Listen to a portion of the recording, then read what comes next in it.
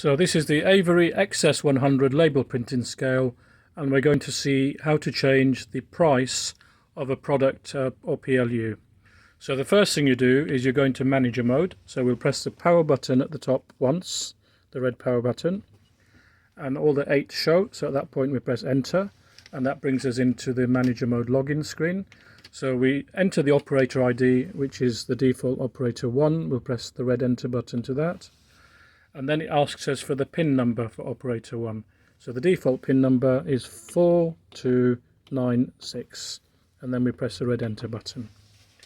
And that brings us into the manager mode menu. So the first option is system data. We'll press enter to that one. And the first option on the next menu is products. And to change a price, we choose option number 1, change price. It asks us to choose a department which the product relates to. In this case, I only have one department, venison, so I'll press enter to that one, department 0. And then you enter the PLU number that relates to the item that you want to change. So I'll press item number 7, which is lamb mince, and it shows up on the screen at £6.50 per kilo.